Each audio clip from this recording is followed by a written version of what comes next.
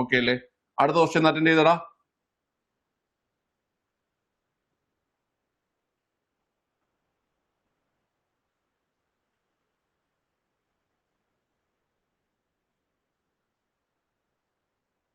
ചെയ്യാം.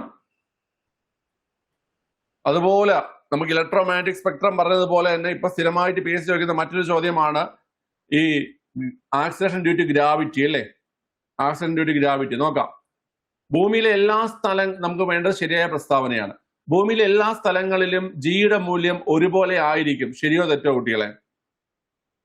അല്ല, ഭൂമിയുടെ എല്ലാ സ്ഥലങ്ങളിലും ജിയുടെ മൂല്യം ഒരുപോലെ ആയിരിക്കില്ല.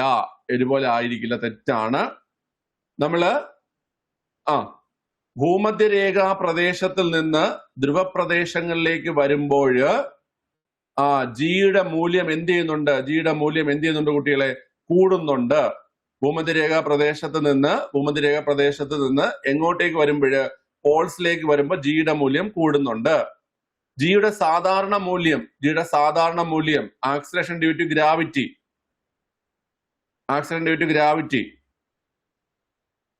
9.8 മീറ്റർ പെർ സെക്കൻഡ് സ്ക്വയർ ആണ് അല്ലെ? 9.8 മീറ്റർ പെർ സെക്കൻഡ് സ്ക്വയർ ആണ്. ജിയുടെ സാധാരണ മൂല്യം എന്ന് പറയുന്നത് 9.8 മീറ്റർ പെർ സെക്കൻഡ് ആണ്. ഓക്കെ, ജി എല്ലാവർക്കും അറിയായിരിക്കും. ഇപ്പൊ വേറെ ഒന്നുമില്ല. ഇപ്പൊ ഈ ഒരു വസ്തു, ഈ ഒരു റിമോട്ടിനെ ഞാൻ ഇങ്ങനെ പിടിച്ചിരിക്കുന്നു. എന്റെ ഒരു പിടുത്തമുള്ളത് കൊണ്ട്, അല്ലെങ്കിൽ ഞാനൊരു ബലം കൊടുത്തിരിക്കുന്നത് കൊണ്ട് ഇത് താഴോട്ട് പോകുന്നില്ല. ഇനി ഞാൻ ഈ ബലം മാറ്റിക്കഴിഞ്ഞാൽ എന്ത് സംഭവിക്കും കുട്ടികളെ? ഞാൻ ഈ ബലം മാറ്റിക്കഴിഞ്ഞാൽ ഇത് താഴോട്ട് പോകും. അപ്പൊ ആ പോകുന്ന ത്വരണത്തെയാണ് നമ്മൾ ആക്സിലറേഷൻ ഡ്യൂ ടു ഗ്രാവിറ്റി എന്ന് പറയുന്നത്, അല്ലെങ്കിൽ ഭൂഗുരുത്വം മൂലമുള്ള ത്വരണം എന്ന് പറയുന്നത്. അതിന്റെ സാധാരണ വാല്യൂ എന്ന് പറയുന്നത് 9.8 ആണ്. 9.8 മീറ്റർ പെർ സെക്കൻഡ് ആണ്. മനസ്സിലായ? ക്ലിയർ ആണ്. ഇനി ഇക്വേറ്ററിൽ, അതായത് ഭൂമധ്യരേഖാ പ്രദേശത്ത് അതിന്റെ വാല്യൂ കുറവാണ്, 9.78 മീറ്റർ പെർ സെക്കൻഡും. ധ്രുവപ്രദേശങ്ങളിലാണെങ്കിൽ അതിന്റെ വാല്യൂ 9.83യുമാണ്. നോർമൽ വാല്യൂ 9.8, ഭൂമധ്യരേഖാ പ്രദേശത്താണെങ്കിൽ 9.78, ധ്രുവപ്രദേശങ്ങളിലാണെങ്കിൽ 9.83. ഓക്കെ അല്ലേ? ക്ലിയർ ആണ്. 9.83. ഇനി ധ്രുവപ്രദേശങ്ങളിൽ ജിയുടെ മൂല്യം പരമാവധി ആയിരിക്കും. ഇപ്പോൾ പറഞ്ഞേ ഉള്ളൂ, ധ്രുവപ്രദേശങ്ങളിൽ ജിയുടെ വാല്യൂ കൂടുതലാണ്. ഉയരം കൂടുമ്പോൾ ജി വർദ്ധിക്കുന്നു എന്നാണ് പറയുന്നത്. ശരിയോ തെറ്റോ? വളരെ നമ്മള് ഭൂമധ്യരേഖയല്ല, ഭൂമിയുടെ ഉപരിതലത്തിൽ നിന്ന് മുകളിലേക്ക് പോയാലും താഴേക്ക് പോയാലും, ഭൂമിയുടെ ഉപരിതലത്തിൽ നിന്ന് മുകളിലേക്ക് പോയാലും താഴേക്ക് പോയാലും എന്താ സംഭവിക്കുന്നത്? മുകളിലേക്ക് പോയാലും താഴേക്ക് പോയാലും ജിയുടെ വാല്യൂ കുറയുകയാണ് ചെയ്യുന്നത്. ഭൂമിയുടെ ഉപരിതലത്തിൽ നിന്ന് മുകളിലേക്ക് പോയാലും താഴേക്ക് വന്നാലും ജിയുടെ വാല്യൂ കുറയുകയാണ് ചെയ്യുന്നത്. ഓക്കെ, ക്ലിയർ ആണല്ലോ? ശരി, അപ്പൊ അത് തെറ്റ്. ഭൂമിയുടെ ഉപരിതലത്തിൽ നിന്നും താഴേക്ക് പോയാൽ ജിയുടെ മൂല്യം കുറയുന്നു. ഞാനിപ്പോ പറഞ്ഞതേ ഉള്ളൂ. മുകളിലേക്ക് പോയാലും താഴേക്ക് വന്നാലും ജിയുടെ വാല്യൂ എന്ത് ചെയ്യുന്നു കുട്ടികളെ? കുറയുകയാണ് ചെയ്യുന്നത്. ഭൂമിയുടെ കേന്ദ്രത്തിൽ ജിയുടെ വാല്യൂ എത്രയാണ് കുട്ടികളെ? ഭൂമിയുടെ കേന്ദ്രത്തിൽ ജിയുടെ വാല്യൂ എത്രയാണ്? ഭൂമിയുടെ കേന്ദ്രത്തിൽ ജിയുടെ വാല്യൂ 0 ആണ്. ഭൂമിയുടെ കേന്ദ്രത്തിൽ ജിയുടെ വാല്യൂ 0 ആണ് കേട്ടോ. അപ്പം സാധാരണ വാല്യൂ എത്രയെന്ന് കേട്ട് കഴിഞ്ഞാൽ 9.8 മീറ്റർ പെർ സെക്കൻഡ് സ്ക്വയർ. ഭൂമധ്യരേഖയിൽ കുറവാണ് 9.78. ധ്രുവപ്രദേശങ്ങളിൽ ഏറ്റവും കൂടുതലാണ് 9.83. ഭൂമിയിൽ നിന്ന് മുകളിലേക്ക് പോയാലും താഴേക്ക് വന്നാലും എന്താണ് കുട്ടികളെ? ജിയുടെ വാല്യൂ കുറയുകയാണ് ചെയ്യുന്നത്. ഭൂകേന്ദ്രത്തിൽ ജിയുടെ വാല്യൂ 0 ആണ്. ഭൂമിയുടെ കേന്ദ്രത്തിൽ ജിയുടെ വാല്യൂ 0 ആണ്. അപ്പൊ ഇവിടെ ശരിയായിട്ടുള്ളത് ഓപ്ഷൻ സി ആണ്. 2, 4 ഇവ രണ്ടും ശരിയാണ്. ക്ലിയർ ആണല്ലോ കുട്ടികളെ? അപ്പൊ നമ്മൾ പറഞ്ഞത് ജി ആണ് പറഞ്ഞു നിർത്തിയല്ലേ കുട്ടികളെ? ജി ആണ് പറഞ്ഞു നിർത്തിയത്. ഞാനിവിടെ ഒരു ക്വസ്റ്റ്യൻ ചോദിക്കട്ടെ. നമുക്ക് ചന്ദ്രനിൽ ഈ പറയുന്ന ആക്സിലറേഷൻ ഡ്യൂ ടു ഗ്രാവിറ്റി അനുഭവപ്പെടുന്നുണ്ടോ ഇല്ലയോ? നമ്മളിപ്പോ ഭൂമിയുടെ കാര്യം പറഞ്ഞു. ഭൂമിയിൽ നോർമലി 9.8 ആണ്. ഭൂമധ്യരേഖാ പ്രദേശത്ത് 9.78 ആണ്. ധ്രുവങ്ങളിൽ 9.83 ആണ്. ഇതൊക്കെ നമ്മൾ പറഞ്ഞു. ഓക്കെ അല്ലേ? എന്റെ ചോദ്യം ഇതാണ്, എവിടെ ചന്ദ്രനിൽ അനുഭവപ്പെടുന്നുണ്ടെങ്കിൽ അത് എത്രയായിരിക്കും? ഭൂമിയിൽ അനുഭവപ്പെടുന്നതിന്റെ 1/6 മാത്രമേ അവിടെ അനുഭവപ്പെടുന്നുള്ളൂ. ഭൂമിയിൽ അനുഭവപ്പെടുന്നതിന്റെ 1/6 മാത്രമേ അനുഭവപ്പെടുന്നുള്ളൂ. അതായത് അവിടെ അനുഭവപ്പെടുന്നത് 1.62 മീറ്റർ പെർ സെക്കൻഡ് സ്ക്വയർ. എത്ര കുട്ടികളെ? 1.62 മീറ്റർ പെർ സെക്കൻഡ് സ്ക്വയർ ആണ് കേട്ടോ. 1.62 മീറ്റർ പെർ സെക്കൻഡ് സ്ക്വയർ ആണ് എവിടെ അനുഭവപ്പെടുന്നത്? പറഞ്ഞേ, എവിടെ അനുഭവപ്പെടുന്ന കുട്ടികളെ? ചന്ദ്രനിൽ അനുഭവപ്പെടുന്നത്. ഓക്കെ, അതുകൊണ്ടാണ് ഭൂമിയിൽ നമുക്കുള്ളതിന്റെ ഭാരത്തിന്റെ 1/6 മാത്രമേ നമുക്ക് ചന്ദ്രനിൽ അനുഭവപ്പെടത്തുള്ളൂ. ഇവിടെ നമുക്ക് 60 കിലോ വെയിറ്റ് ഉണ്ടെങ്കിൽ നമ്മൾ ചന്ദ്രനിൽ പോയി നമ്മുടെ ഭാരം നോക്കുകയാണെങ്കിൽ എത്ര മാത്രമേ അനുഭവപ്പെടത്തുള്ളൂ? നമുക്ക് 10 കിലോ മാത്രം. ഇവിടെ 60 കിലോ ഭാരമുള്ള ഒരാള് ചന്ദ്രനിൽ പോയി ഭാരം നോക്കിക്കഴിഞ്ഞാൽ നമുക്ക് ലഭിക്കുന്ന ഭാരം 10 കിലോ ആയിരിക്കും. So simple. ഓക്കെ, ക്ലിയർ ആണ്. അപ്പൊ മറക്കണ്ട, നോർമൽ 9.8, ഭൂമധ്യരേഖ പ്രദേശത്ത് 9.78, ഭൂമധ്യരേഖ പ്രദേശത്ത് 9.78, ധ്രുവങ്ങളിലാണെങ്കിൽ 9.83, ചന്ദ്രനിലാണെങ്കിൽ 1.62 മീറ്റർ പെർ സെക്കൻഡ് സ്ക്വയർ ആണ്. ഓക്കെ അല്ലേ? സെറ്റ് അല്ലേ പിള്ളേരെ? ഇനി അടുത്ത ചോദ്യം, താഴെ കൊടുത്തിരിക്കുന്ന എർത്ത് ഒബ്സർവേഷൻ സാറ്റലൈറ്റുകളിൽ EOS ഏതാണ്? EOS എന്ന് വെച്ച് കഴിഞ്ഞാല് എർത്ത് ഒബ്സർവേഷൻ സാറ്റലൈറ്റ് എന്നാണ്. ഓക്കെ, ഏതാണ് ISRO മെയ്യിൽ വിക്ഷേപിച്ചത്? കറക്റ്റ് ഡേറ്റ് പറയുകയാണെങ്കിൽ 2025 മെയ്. അറിയോ? 2025 മെയ് ഡേറ്റ് അറിയോ? 2025 മെയ് പറ. 2025 മെയ് 18. കറക്റ്റ് ആണ് അനു. 2025 മെയ് മാസം 18. 2025 മെയ് മാസം 18 വിക്ഷേപിച്ച സാറ്റലൈറ്റ് ഏതെന്നാണ് ചോദ്യം. അതിന്റെ answer EOS 09, earth observing satellite 09. Earth observing satellite 09. അപ്പൊ അവിടെ ഒരു ചോദ്യമുണ്ട്, ഇത് വിക്ഷേപിച്ച വാഹനം ഏത്? എവിടെ നിന്ന് വിക്ഷേപിച്ചു? മിഷൻ വിജയിച്ചോ പരാജയപ്പെട്ടോ? വിക്ഷേപണ വാഹനം ഏതാണ്? എവിടെ? കറക്റ്റ് ആണ്. Polar satellite launch vehicle PSLV C61 ആണ് വിക്ഷേപണ വാഹനം. വിക്ഷേപണ വാഹനം ഏതെന്ന് കേട്ട് കഴിഞ്ഞാല് PSLV C61 ആണ് വിക്ഷേപണ വാഹനം. വിജയിച്ചോ? ഇല്ല, പരാജയപ്പെട്ടു. നമ്മുടെ ശ്രീഹരിക്കോട്ടയിൽ നിന്ന് സതീഷ് ധവാൻ സ്പേസ് സെന്റർ ശ്രീഹരിക്കോട്ടയിൽ നിന്ന് വിക്ഷേപിച്ചു. പരാജയപ്പെട്ടു കേട്ടോ. ഓക്കെ അല്ലേ? അപ്പം EOS 09 2025 May 18. Okay, PSLV C61 SDSC ഷാർ, അതായത് സതീഷ് ധവാൻ സ്പേസ് സെന്റർ ശ്രീഹരിക്കോട്ട, അവിടെ നിന്ന് വിക്ഷേപിക്കുന്നു. പരാജയം. ഓക്കെ, നിങ്ങള് അന്വേഷ എന്ന് കേട്ടിട്ടുണ്ടോ കുട്ടികളെ? അന്വേഷ എന്താണ്? അന്വേഷ എന്താണ്? അന്വേഷ എന്താണ്? പറഞ്ഞേ, എന്താണ് അന്വേഷ? അന്വേഷ അല്ലെങ്കിൽ EOS N1. അന്വേഷ അല്ലെങ്കിൽ EOS N1 നമ്മുടെ 2026 ആദ്യത്തെ ISRO വിക്ഷേപണമായിരുന്നു അന്വേഷ അല്ലെങ്കിൽ EOS N1. ക്ലിയർ ആണല്ലോ? ആ സാറ്റലൈറ്റിന്റെ EOS N1 അല്ലെങ്കിൽ അന്വേഷ, ആ സാറ്റലൈറ്റിന്റെ പേര് അങ്ങനെയായിരുന്നു. ഇത് വിക്ഷേപിച്ച തീയതി ഒന്ന് പറഞ്ഞേ. ഇത് വിക്ഷേപിച്ച തീയതി ഒന്ന് പറഞ്ഞേ കുട്ടികളെ. 2026 ജനുവരി 12 അന്വേഷ അല്ലെങ്കിൽ EOS N1 വിക്ഷേപിക്കുന്നത്. ജനുവരി 12. വിക്ഷേപണ വാഹനം ഏതാ? വിക്ഷേപണ വാഹനം PSLV C62. ഓക്കെ, വിക്ഷേപിച്ച സ്ഥലം Sriharikota, Satish Dhawan space centre Sriharikota. Okay, ഇത് വിജയിച്ചോ പരാജയപ്പെട്ടോ? പറഞ്ഞേ. PSLV C62 മിഷനും പരാജയപ്പെട്ടു. അതായത് PSLV ഇന്ത്യയുടെ ഏറ്റവും വിശ്വസ്തമായിട്ടുള്ള launch vehicle, polar satellite launch vehicle, അതിന്റെ തുടരെ 2 മിഷൻസ് PSLV C61 പരാജയപ്പെട്ടു, PSLV C62 പരാജയപ്പെട്ടു. അപ്പൊ നിങ്ങൾ മനസ്സിലാക്കേണ്ടത് ഈ 2 മിഷനും എന്തായിരുന്നു? PSLV C61 മിഷൻ എന്ന് പറഞ്ഞാൽ 2025 മെയ് മാസം 18 എർത്ത് ഒബ്സർവേഷൻ സാറ്റലൈറ്റ് 09 വഹിച്ചുകൊണ്ടുള്ള മിഷനായിരുന്നു. പരാജയം. അടുത്ത് PSLV C62 2026 ISROയുടെ ആദ്യ വിക്ഷേപണം. അതിൽ അന്വേഷ അല്ലെങ്കിൽ EOS 01 അല്ല EOS N1 ഉള്ള സാറ്റലൈറ്റ് ആണ് കൊണ്ടുപോയത്. അതും പരാജയപ്പെട്ടു. ഓക്കെ അല്ലേ? അപ്പൊ രണ്ടും ഇമ്പോർട്ടന്റ് ആണ്. ഡേറ്റ് ഉൾപ്പെടെ പഠിച്ചിരിക്കുക കുട്ടികളെ. നോട്ട് ചെയ്ത് വെച്ചല്ലോ എല്ലാവരും? നോട്ട് ചെയ്ത് വെച്ചോ? പറഞ്ഞേ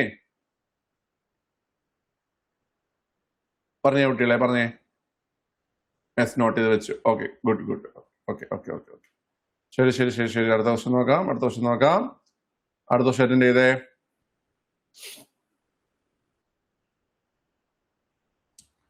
കാർബണിന്റെ ക്രിസ്റ്റലീയ രൂപാന്തരങ്ങൾ ഏതെല്ലാം എന്നാണ് ചോദ്യം.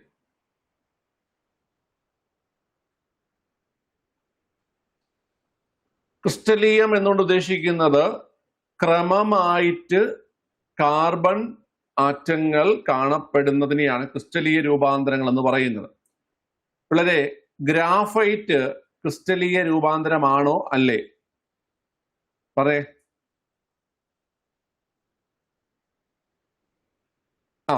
ഗ്രാഫൈറ്റ് ക്രിസ്റ്റലീയ രൂപാന്തരമാണ്.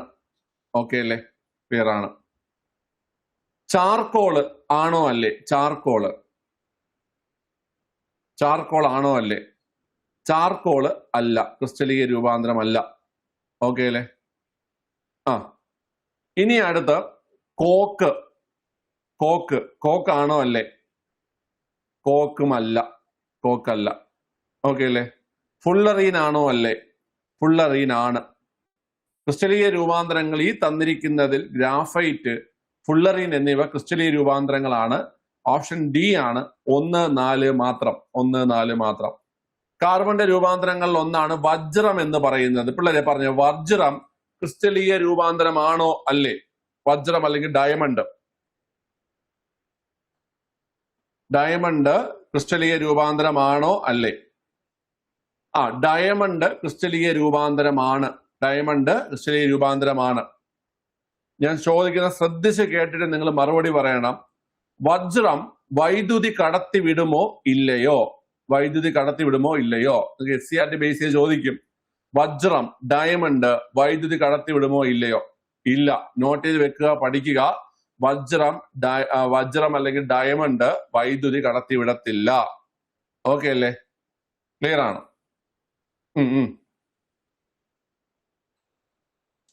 ഇനി അടുത്ത് നമ്മൾ പറയുന്നത് ഗ്രാഫൈറ്റ് ആണ്. ഗ്രാഫൈറ്റ് നമ്മൾ മെയിൻ ആയിട്ട് നമ്മൾ ഉപയോഗിക്കുന്നത് ഈ പെൻസിലിന്റെ ലെഡ് നിർമ്മിക്കാനും ഇലക്ട്രോഡുകൾ നിർമ്മിക്കാനൊക്കെയാണ്. പെൻസിൽ ലെഡ് നിർമ്മിക്കാനും ഇലക്ട്രോഡുകൾ നിർമ്മിക്കാനൊക്കെയാണ് എന്ത് ചെയ്യുന്ന കുട്ടികളെ ഗ്രാഫൈറ്റ് നമ്മൾ ഉപയോഗിക്കുന്നത്. ഗ്രാഫൈറ്റ് വൈദ്യുതി കടത്തി വിടുമോ ഇല്ലയോ? പെൻസിൽ ലെഡ് നിർമ്മിക്കാനും അതുപോലെ ഇലക്ട്രോഡ് നിർമ്മിക്കാനും, പെൻസിൽ ലെഡ് നിർമ്മിക്കാനും ഇലക്ട്രോഡ് നിർമ്മിക്കാനും, പിന്നെ നമ്മുടെ ലൂബ്രിക്കന്റ് ആയിട്ട് യൂസ് ചെയ്യുന്നത് ഇതെല്ലാം ഗ്രാഫൈറ്റ് ആണ്. സ്നേഹകം അല്ലെങ്കിൽ ലൂബ്രിക്കന്റ് ആയിട്ട്. ഒന്നുകൂടെ പറഞ്ഞുതരാം. പെൻസിൽ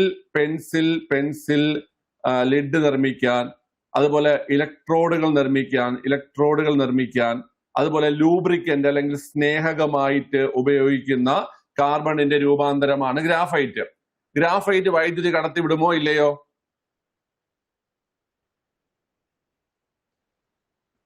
ന്യൂക്ലിയർ റിയാക്ടറുകൾ, സ്നേഹകം പറഞ്ഞ കുട്ടികളെ കടത്തിവിടും. വൈദ്യുതി കടത്തിവിടും. ഓക്കെ അല്ലേ? വൈദ്യുതി കടത്തിവിടും. ഫുട്ബോളിന്റെ ആകൃതിയിലുള്ള അല്ലെങ്കിൽ ഫുട്ബോൾ പോലെ ഗോളാകൃതിയിലുള്ള ഘടന അത് ഏതിനാണുള്ളത്? ഫുട്ബോൾ പോലെ ഗോളാകൃതിയുള്ളത് അത് ആർക്കാ കുട്ടികളെ? അത് ഫുള്ളറീൻ. അത് നിങ്ങൾക്ക് ചോദിക്കും കേട്ടോ. ഫുട്ബോൾ പോലെ ഗോളാകൃതിയുള്ളത് ആർക്കെന്ന് ചോദിക്കും. ആർക്കാ കുട്ടികളെ? അത് ഫുള്ളറീൻ ആണ്. അത് ഫുള്ളറീൻ ആണ് ഉള്ളത്. ഓക്കെ അല്ലേ? ക്ലിയർ ആണ്. ഇനി നമുക്ക് ഈ ഒരു ക്രമമായ ഘടന ഇല്ലാത്ത കാർബണിന്റെ രൂപാന്തരങ്ങളെ നമ്മൾ അമോർഫസ് കാർബൺ എന്ന് പറയും.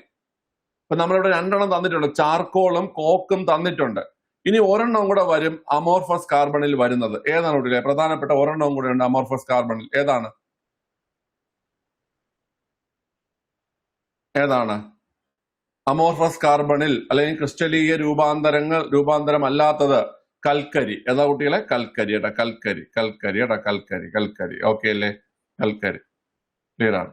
അപ്പൊ നിങ്ങള് ഈ പറഞ്ഞ പോയിന്റ്സുകള് കലകാരി അല്ലടാ, കൽക്കരി. ഓക്കെ, ഈ പറഞ്ഞ പോയിന്റ്സ് എന്തൊക്കെ പഠിക്കണം എന്നുള്ള കാര്യം പറഞ്ഞുതരാം. കാർബണിന്റെ രൂപാന്തരങ്ങള് അല്ലെങ്കിൽ ആലോട്രോപ്സ് എന്ന് പറയും. കാർബണിന്റെ രൂപാന്തരങ്ങളിൽ ക്രമമായ ഘടന ഉള്ളത് അല്ലെങ്കിൽ ക്രിസ്റ്റലീയ രൂപാന്തരങ്ങൾ ഏതൊക്കെയെന്ന് കേട്ട് കഴിഞ്ഞാൽ, ഒന്ന് ഗ്രാഫൈറ്റ് ക്രിസ്റ്റലീയ രൂപാന്തരമാണ്, രണ്ട് വജ്രം ക്രിസ്റ്റലീയ രൂപാന്തരമാണ്, ഫുള്ളറീൻ എന്താണ് കുട്ടികളെ? ക്രിസ്റ്റലീയ രൂപാന്തരമാണ്. ഓക്കെ അല്ലേ? ഇനി പറഞ്ഞത് ക്രിസ്റ്റലീയ രൂപാന്തരം ഇല്ലാത്തത് അല്ലെങ്കിൽ ക്രിസ്റ്റലീയ രൂപാന്തരങ്ങൾ അല്ലാത്തത് ഏതൊക്കെയെന്ന് കേട്ട് കഴിഞ്ഞാല്, ക്രമമായ ഘടന ഇല്ലാത്തത് ഏതൊക്കെയെന്ന് കേട്ട് കഴിഞ്ഞാൽ അതിനെ നമ്മൾ കോമൺ ആയിട്ട് അമോർഫസ് കാർബണുകൾ എന്ന് പറയും. എന്ത് പറയും കുട്ടികളെ? അമോർഫസ് കാർബണുകൾ എന്ന് പറയും. അമോർഫസ് കാർബണുകൾ എന്ന് പറയും. ആ അമോർഫസ് കാർബണുകൾ ഏതൊക്കെയെന്ന് കേട്ട് കഴിഞ്ഞാൽ, ഒന്ന് ചാർക്കോള്, രണ്ട് കോക്ക്, മൂന്ന് കൽക്കരി. ഓക്കെ, ചാർക്കോള്, കോക്ക്, കൽക്കരി എന്നിവ ക്രിസ്റ്റലീയ രൂപാന്തരങ്ങളല്ല, അവ അമോർഫസ് കാർബണുകളാണ്. ഈ പറയുന്ന പോയിന്റ് നോട്ട് ചെയ്ത് വെച്ചോണം. ക്രിസ്റ്റലീയ രൂപാന്തരം, അമോർഫസ് കാർബൺ, അത് ബേസ് ചെയ്തിട്ടുള്ള ചോദ്യങ്ങൾ നിങ്ങൾക്ക് വരും. ഇമ്പോർട്ടന്റ് ആണ് കേട്ടോ അത്. ഇതൊക്കെ എല്ലാം SCERT ബേസ് ചെയ്തിട്ടുള്ളതാണ്. ശരി, അടുത്ത ക്വസ്റ്റ്യൻ ചെയ്തേടാ.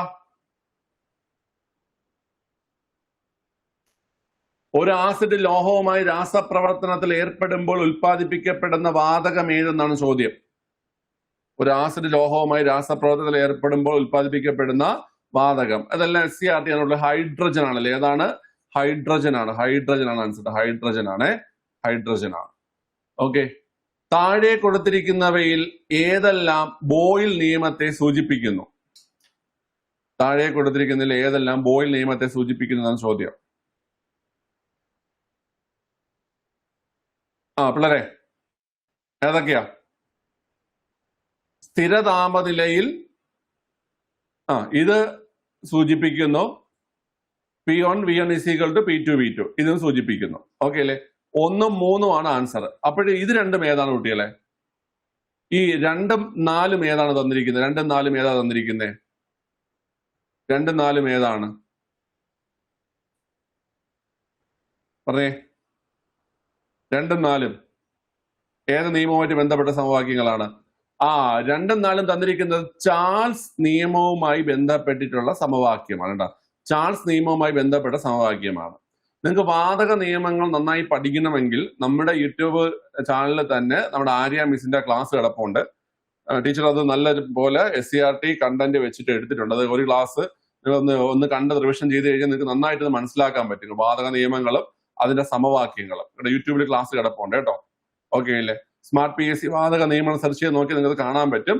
നിങ്ങൾ നന്നായിട്ട് നോട്ട് ചെയ്ത് പഠിച്ചു കഴിഞ്ഞാൽ നിങ്ങളത് മറക്കത്തില്ല ഒരിക്കലും. ഓക്കെ, അവിടെ നോക്കിയാൽ കേട്ടോ. ക്ലിയർ ആണ്. ശരി, അടുത്ത ക്വസ്റ്റ്യൻ നോക്കിയേ. യുനെസ്കോയുടെ നേതൃത്വത്തിൽ ഐക്യരാഷ്ട്രസഭ ഏത് വർഷത്തെ അന്താരാഷ്ട്ര ക്വാണ്ടം ശാസ്ത്ര സാങ്കേതിക വർഷമായി ആചരിക്കുന്നു? ഇതൊക്കെ ഓൾറെഡി ചോദിച്ചതാണ്. 2025 ക്വാണ്ടം ശാസ്ത്ര സാങ്കേതിക വർഷം എന്ന് പറയുന്നത്. 2025 പ്രത്യേകതകളൊക്കെ നിങ്ങൾക്ക് അറിയാം. 2025 പ്രത്യേകത എന്തൊക്കെയാ കുട്ടികളെ പറഞ്ഞേ?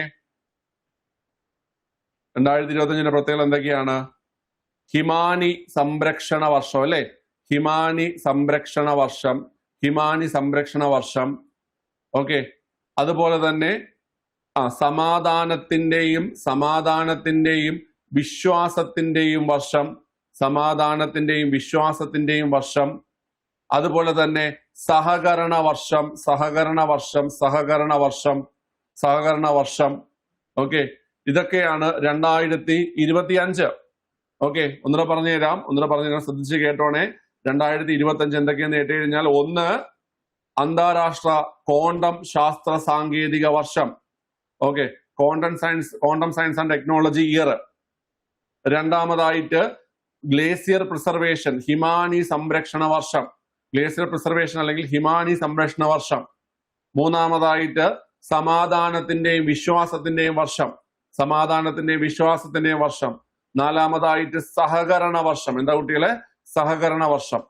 ഓക്കെ, ഇതെല്ലാം 2025 പ്രത്യേകതകളാണ്. ഓക്കെ, 2026 യുഎന്നിന്റെ വർഷം എന്ന് പറഞ്ഞ 2026 ചോദിക്കും. 2026 എന്ന് പറഞ്ഞ കുട്ടികളെ, 2026 എന്തൊക്കെയാ? പിള്ളേരെ സിമ്പിൾ ആണ്. ഒന്ന്, മേച്ചിൽപ്പുറങ്ങളുടെയും ഇടയന്മാരുടെയും വർഷം. മേച്ചിൽപ്പുറങ്ങളുടെയും ഇടയന്മാരുടെയും വർഷം. രണ്ട്, കർഷക സ്ത്രീ വർഷം.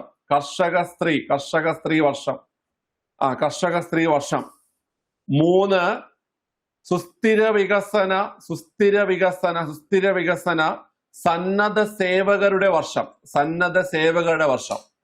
2026 നമ്മൾ എങ്ങനെയൊക്കെ ആചരിക്കുന്നു എന്ന് കേട്ട് കഴിഞ്ഞാൽ മേച്ചിൽപ്പുറങ്ങളുടെയും ഇടയന്മാരുടെയും വർഷം. കർഷക സ്ത്രീ വർഷം. എന്താ കുട്ടികളെ? കർഷക സ്ത്രീ വർഷം. സുസ്ഥിര വികസന സന്നദ്ധ സേവകരുടെ വർഷം. 2025-26 മനസ്സിലാക്കിയിരിക്കുക. 2024 എന്തായിരുന്നു? 2024 എന്താ കുട്ടി? 2024 ഒട്ടക വർഷം. 2023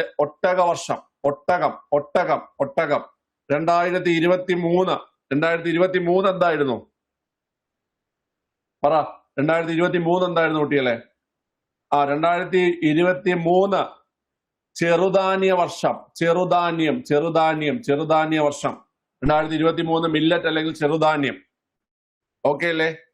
നോട്ട് ചെയ്ത് വെക്കുക, വായിച്ചു വെച്ചോണം, ഇമ്പോർട്ടന്റ് ആണ്.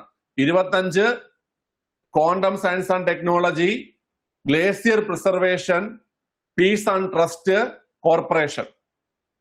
2026 മേച്ചിൽപ്പുറങ്ങളുടെയും ഇടയന്മാരുടെയും വർഷം, കർഷക സ്ത്രീ വർഷം, സുസ്ഥിര വികസന സന്നദ്ധ സേവകരുടെ വർഷം. 2024 ആയിരുന്നു ഒട്ടകം. 2023 ആയിരുന്നു മില്ലറ്റ് അല്ലെങ്കിൽ ചെറുധാന്യ വർഷം. ഓക്കെ, സെറ്റ് അല്ലേ പിള്ളേരെ? ഓക്കെ അല്ലേ? പറഞ്ഞേ. Tell me. ഓക്കെ. ഡയലോഗ് ആരൊരുവൻ ഒട്ടകത്തെ കൊല്ലുന്നുവോ എന്നൊക്കെ പറഞ്ഞിട്ടൊരു സലിംകുമാറിന്റെ ഏത് സിനിമയായിരുന്നത്? പുലിവാൽ കല്യാണം.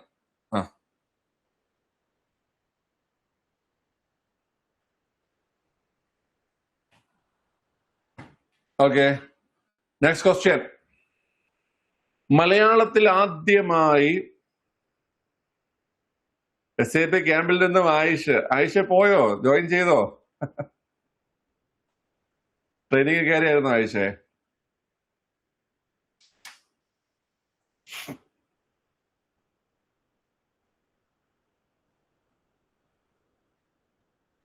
ഓക്കെ,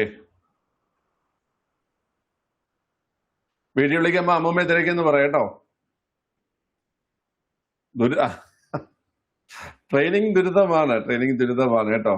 ഓക്കെ, നിങ്ങൾക്ക് ജൂനിയർ ആയിട്ട് അടുത്ത് കുറച്ച് പിള്ളേരെ കൂടെ അടുത്ത തവണ കയറ്റി വിടും.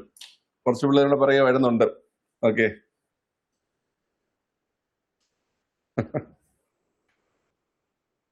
ഈ വർഷം തന്നെ നമുക്ക് ഓൾറെഡി കുറെ കുട്ടികളുണ്ട് നല്ല റാങ്കുള്ള. അമ്മമ്മയോട് വരാൻ പറ. അമ്മമ്മയ്ക്ക് ഞാൻ നല്ലൊരു ട്രീറ്റ് ഒക്കെ കൊടുത്ത് നല്ല കേട്ടാ അമ്മമ്മയ്ക്ക് ഇഷ്ടമുള്ള എന്ത് വേണേ വാങ്ങിച്ചു കൊടുക്കുക. ഓക്കെ,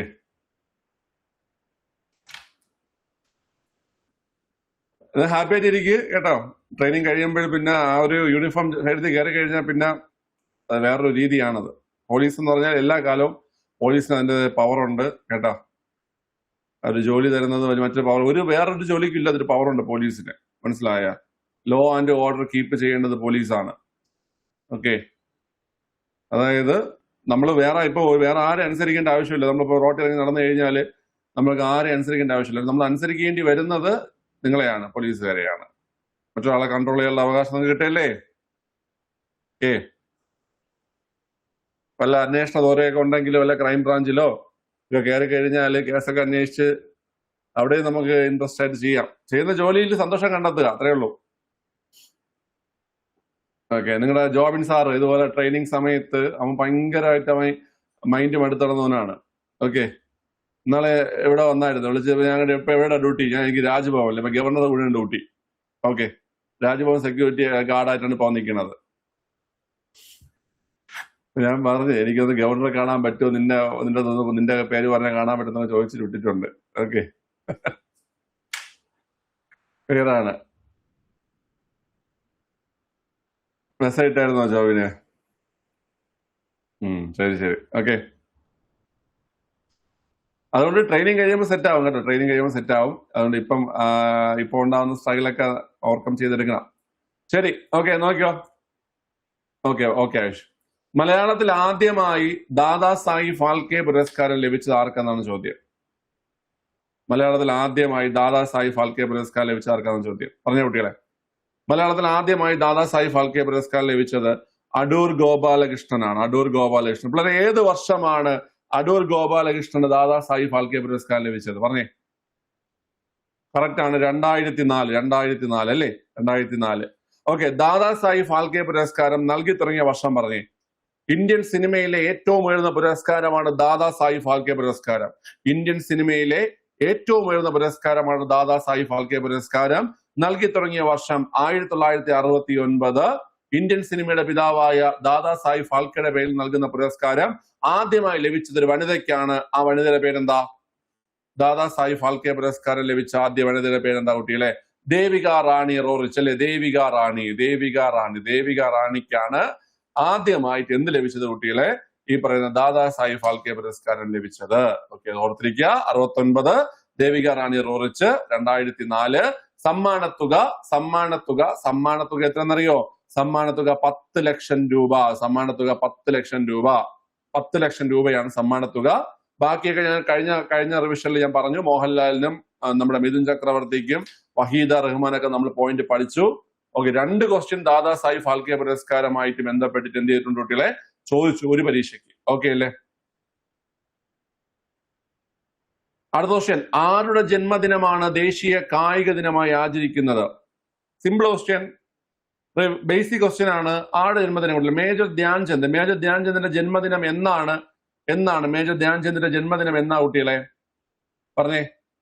മേജർ ധ്യാൻചന്ദിന്റെ ജന്മദിനം ഓഗസ്റ്റ് മാസം 29 അല്ലെ? ഓഗസ്റ്റ് മാസം 29. ദേശീയ കായിക ദിനം, നാഷണൽ സ്പോർട്സ് ഡേ ആചരിക്കുന്നത് ഓഗസ്റ്റ് മാസം 29 ആണ്. എങ്കിലൊന്ന് പറഞ്ഞേ, ഇദ്ദേഹത്തിന്റെ ആത്മകഥയുടെ പേരെന്താണ്? മേജർ ധ്യാൻചന്ദിന്റെ ആത്മകഥയുടെ പേരെന്താ കുട്ടികളെ? മേജർ ധ്യാൻചന്ദിന്റെ ആത്മകഥയുടെ പേര് ആരും പറയും? The goal. മേജർ ധ്യാൻചന്ദിന്റെ ആത്മകഥയുടെ പേര് ദ ഗോൾ എന്നാണ്. മേജർ ധ്യാൻചന്ദിന്റെ ആത്മകഥ ദ ഗോൾ എന്നാണ്. ഓക്കെ, കേരളത്തിൽ കായിക ദിനമായിട്ട് ആചരിക്കുന്നത് ഏത് ദിവസമായിട്ടില്ല? കേരളത്തിലെ കായിക ദിനം ഏതാണ്? കേരളത്തിലെ കായിക ദിനം പറയാം. കേരളത്തിലെ കായിക ദിനം ഒക്ടോബർ 13. ആരുടെ ജന്മദിനം? കേരളത്തിന്റെയും കേരള ടൂറിസത്തിന്റെയും പിതാവായിട്ടുള്ള കേരള ടൂറിസത്തിന്റെയും പിതാവായിട്ടുള്ള കേണൽ ഗോദവർമ്മ രാജ, GV രാജ. കേരളത്തിന്റെയും കേരള ടൂറിസത്തിന്റെയും പിതാവായിട്ടുള്ള കേണൽ ഗോദവർമ്മ രാജയുടെ അദ്ദേഹത്തിന്റെ ജന്മദിനമാണ് എന്ന് പറയുന്നത് ഒക്ടോബർ 13, കേരളത്തിലെ കായിക ദിനം. ഓക്കെ അല്ലേ? ജാവലിൻ ത്രോ ദിനം ഏതാ കുട്ടികളെ? ഇന്ത്യയില് ജാവലിൻ ത്രോ ദിനം ഏതാണ്? പറഞ്ഞേ. നാഷണൽ ജാവലിൻ ത്രോ ദിനം ഓഗസ്റ്റ് 7. എന്തെന്ന് കേട്ട് കഴിഞ്ഞാൽ 2021 ഓഗസ്റ്റ് 7 നീരജ് ചോപ്ര ഒളിമ്പിക്സ് അത്ലറ്റിക്സിലെ ഇന്ത്യയുടെ ആദ്യ സ്വർണം നേടുന്നത്. നീരജ് ചോപ്രയാണ്. 2021 ഓഗസ്റ്റ് 7. അതുകൊണ്ട് തന്നെ ജാവലിൻ ത്രോ ദിനമായിട്ട് ഓഗസ്റ്റ് 7 ആചരിക്കുന്നു. ജാവലിൻ ത്രോ ദിനം മാത്രമല്ല, പിന്നെ ഏതുമുണ്ട് കുട്ടികളെ? കൈത്തറി ദിനവും ഉണ്ട്. ജാവലിൻ ത്രോ ദിനം മാത്രമല്ല, കൈത്തറി ദിനവും ഉണ്ട്. ജാവലിൻ ത്രോ ദിനം ഓഗസ്റ്റ് 7, കൈത്തറി ദിനവും ഏതാ കുട്ടികളെ? ഓഗസ്റ്റ് 7 കേട്ടോ. കൈത്തറി ദിനം. നമ്മള് സ്വദേശി പ്രസ്ഥാനം ആരംഭിച്ചത് 1905 ഓഗസ്റ്റ് 7. സ്വദേശി പ്രസ്ഥാനം ആരംഭിച്ചത് 1905 ഓഗസ്റ്റ് 7. അതുകൊണ്ട് ഓഗസ്റ്റ് 7 2015 മുതൽ കൈത്തറി ദിനമായിട്ട് ആചരിക്കുന്നു. ഓഗസ്റ്റ് 7 2015 മുതൽ കൈത്തറി ദിനമായിട്ട് ആചരിക്കുന്നു. ഓക്കെ അല്ലേ? ക്ലിയർ ആണ്? ഓർത്തിരിക്കുക കേട്ടോ. ശരി, ഓഗസ്റ്റ് 7 ജാവലിൻ ത്രോ ദിനം കേട്ടോ, അത് ഓർത്തിരിക്കുക. ദേശീയ കായിക ദിനം ഓഗസ്റ്റ് 29. അത് മേജർ ധ്യാൻചന്ദിന്റെ ജന്മദിനം. കേരളത്തിലെ കായിക ദിനം ഒക്ടോബർ 13. അത് കേണൽ ഗോദവർമ്മ രാജ അല്ലെങ്കിൽ GV രാജയുടെ ജന്മദിനം. അദ്ദേഹമാണ് കേരള ടൂറിസത്തിന്റെയും കായിക കേരളത്തിന്റെയും പിതാവ് എന്നറിയപ്പെടുന്നത്. ഓക്കെ, അടുത്ത ക്വസ്റ്റ്യൻ. ഹാ വിജിഗീഷു മൃത്യുവിന്നാമോ ജീവിതത്തിൽ കൊടിപ്പടം താഴ്ത്താൻ. ഈ വരികൾ ഏത് കൃതിയിലെന്നാണ് ചോദ്യം. ഹാ വിജിഗീഷു മൃത്യുവിന്നാമോ ജീവിതത്തിൽ കൊടിപ്പടം താഴ്ത്താൻ. ഓക്കെ, അറ്റൻഡ് ചെയ്ത എല്ലാവരും.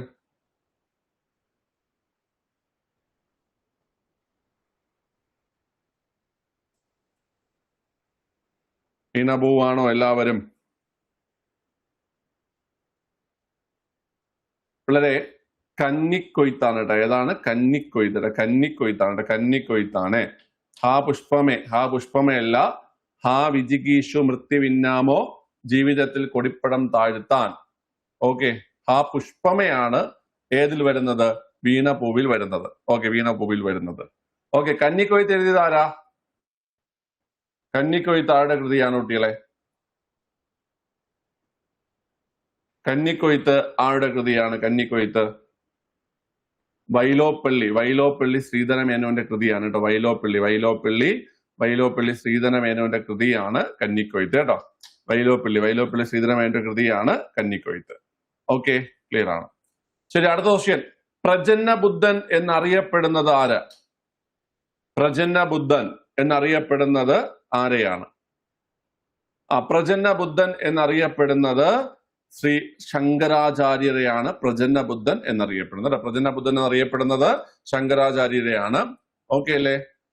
നിങ്ങൾ ലൈറ്റ് ഓഫ് ഏഷ്യ എന്ന് കേട്ടിട്ടുണ്ടോ? ലൈറ്റ് ഓഫ് ഏഷ്യ എന്നറിയപ്പെടുന്നത് ആരെയാണ് കുട്ടികളെ? ലൈറ്റ് ഓഫ് ഏഷ്യ, ഏഷ്യയുടെ പ്രകാശം. ലൈറ്റ് ഓഫ് ഏഷ്യയുടെ പ്രകാശം എന്നറിയപ്പെടുന്നത് ആരെയാണ്? ലൈറ്റ് ഓഫ് ഏഷ്യ അല്ലെങ്കിൽ ഏഷ്യയുടെ പ്രകാശം എന്നറിയപ്പെടുന്നത് ആരെയാ? അത് ശ്രീബുദ്ധനെയാണ് കേട്ടോ. ലൈറ്റ് ഓഫ് ഏഷ്യ അല്ലെങ്കിൽ ഏഷ്യയുടെ പ്രകാശം എന്നറിയപ്പെടുന്നത് ശ്രീബുദ്ധനെയാണ്. ശ്രീബുദ്ധനെ ലൈറ്റ് ഓഫ് ഏഷ്യ അല്ലെങ്കിൽ ഏഷ്യയുടെ പ്രകാശം എന്ന് വിശേഷിപ്പിച്ച ആരാ? കറക്റ്റാണ്, എഡ്വിൻ അർണോൾഡ് ആണ് കേട്ടോ. എഡ്വിൻ അർണോൾഡ് ആണ് ലൈറ്റ് ഓഫ് ഏഷ്യ അല്ലെങ്കിൽ ഏഷ്യയുടെ പ്രകാശം എന്ന് ഗൗതമ ബുദ്ധനെ വിശേഷിപ്പിച്ചത് എഡ്വിൻ അർണോൾഡ് ആണ്. ഓക്കെ, സത്യാഗ്രഹികളുടെ രാജകുമാരൻ എന്നറിയപ്പെടുന്ന ആരെയാണ്? സത്യാഗ്രഹികളുടെ രാജകുമാരൻ എന്നറിയപ്പെടുന്ന ആരെയാണ്? സത്യാഗ്രഹികളുടെ രാജകുമാരൻ എന്നറിയപ്പെടുന്നത് ഗാന്ധിജി. ഇതിനെയൊക്കെ പറപ്പിക്കും ഞാൻ.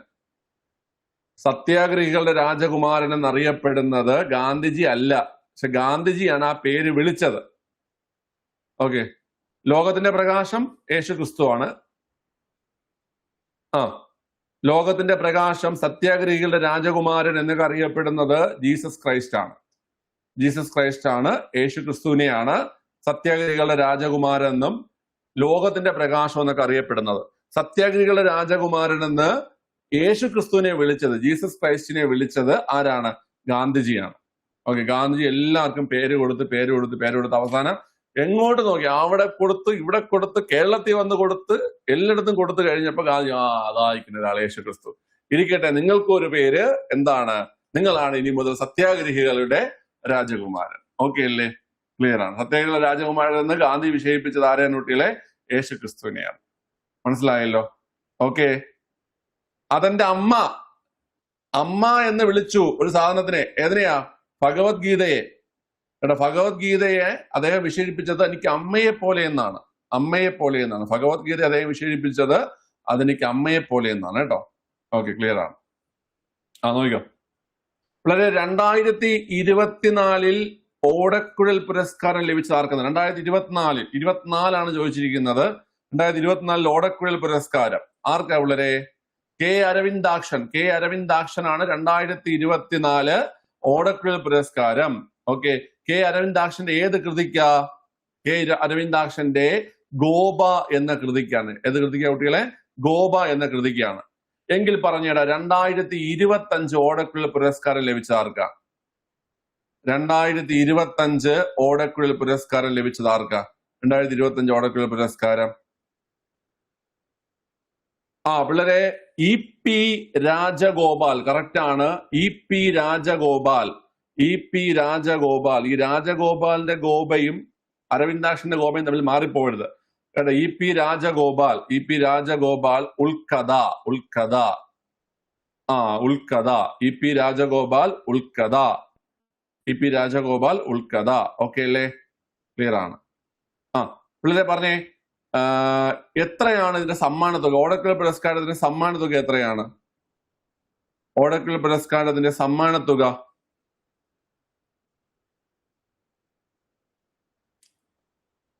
എത്രയാണ്? 1 ലക്ഷം ഉണ്ടോ, 10 ലക്ഷം ഉണ്ടോ, 5 ലക്ഷം ഉണ്ടോ, അതോ 1 ലക്ഷത്തിൽ താഴെയാണോ? പിള്ളേരെ 30,000 രൂപയാണ് സമ്മാന തുക. 30,000 രൂപയാണ് സമ്മാന തുക. ഓടക്കുഴൽ പുരസ്കാരത്തിന്റെ സമ്മാന തുക 30,000 രൂപയാണ്. ഗുരുവായൂരപ്പൻ ട്രസ്റ്റ് ആണ് ഓടക്കുഴൽ പുരസ്കാരം നൽകുന്നത്. കേട്ടോ. ഗുരുവായൂരപ്പൻ ട്രസ്റ്റ് ആണ് ഓടക്കുഴൽ പുരസ്കാരം നൽകുന്നത്. ഓക്കെ, ക്ലിയർ ആണ്. ശരി, ഏത് ഡേറ്റിലാണ് നൽകുന്നതെന്നറിയോ?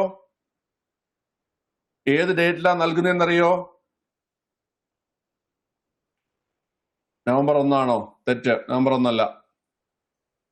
ഓടക്കുഴൽ പുരസ്കാരം നൽകുന്നത് ഫെബ്രുവരി 2-നാണ്. ഫെബ്രുവരി 2-നാണ് നൽകുന്നത്. ഓടക്കുഴൽ പുരസ്കാരം നൽകുന്നത് ഫെബ്രുവരി 2-നാണ്. അത് ജി ശങ്കരക്കുറുപ്പിന്റെ ചരമദിനമാണ്. ചരമദിനമായിട്ടുള്ള ഫെബ്രുവരി 2-നാണ് ഓടക്കുഴൽ പുരസ്കാരം നൽകുന്നത്. ഓക്കെ, അപ്പൊ 2024 ഓടക്കുഴൽ പുരസ്കാരം മറക്കരുത്. 2024-ലാണ് അരവിന്ദാക്ഷൻ ഗോപ എന്ന കൃതിക്ക്. 25-ല് ഇ പി രാജഗോപാലാണ് ഉൾക്കഥ എന്ന കൃതിക്കാണ്. 30,000 രൂപയാണ് ഓടക്കുഴൽ പുരസ്കാരത്തിന്റെ സമ്മാന തുക. ഗുരുവായൂരപ്പൻ ട്രസ്റ്റ് ആണ് ഓടക്കുഴൽ പുരസ്കാരം നൽകുന്നത്. ഫെബ്രുവരി 2-നാണ് നൽകുന്നത്. ഓക്കെ, നമുക്ക് പഴയ അവാർഡുകൾ ചോദിക്കുന്നത് കൊണ്ട് മാത്രം 2023 കൂടെ ഒന്ന് പറഞ്ഞേക്കാം. 2023 ആർക്കാ ലഭിച്ചേ ഓടക്കുഴൽ പുരസ്കാരം? 2023 കറക്റ്റ് ആണ്. പി എൻ ഗോപികൃഷ്ണൻ ആണ് ലഭിച്ചത്. പി എൻ ഗോപികൃഷ്ണന്റെ ഏത് കൃതിക്കാ ലഭിച്ചത്? എന്താണ്? കവിത മാംസഭോജിയാണ്.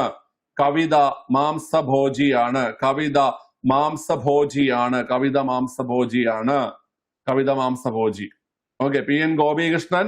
ഇവന്മാർ എല്ലാത്തിന്റെയും പേര് ഏകദേശം ഒരുപോലെ ഇരിക്കും. അതാണ് കുഴപ്പം. ലാസ്റ്റ് കിട്ടിയ 3 ആൾക്കാരുടെയും പേരൊക്കെ ഏകദേശം ഒരുപോലെ ഇരിക്കുന്നു.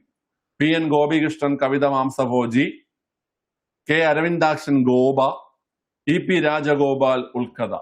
ഓക്കെ അല്ലേ? എന്നാൽ 2022 കിട്ടിയത് നല്ല വ്യത്യസ്തമായ ഒരു പേരുള്ള വ്യക്തിയാണ്. ആരാണ്?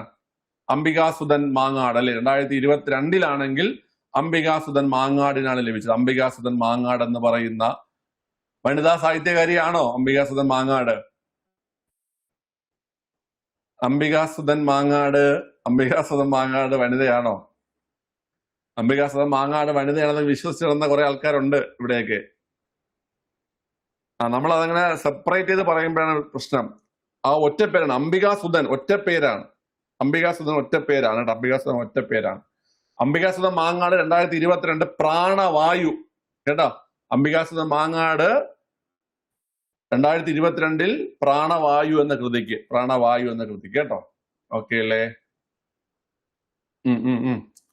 ശരി, അപ്പൊ നമുക്ക് എന്ത് ചെയ്യാം കുട്ടികളെ? നമ്മളപ്പം കംപ്ലീറ്റ് ചെയ്തിട്ടുണ്ട്.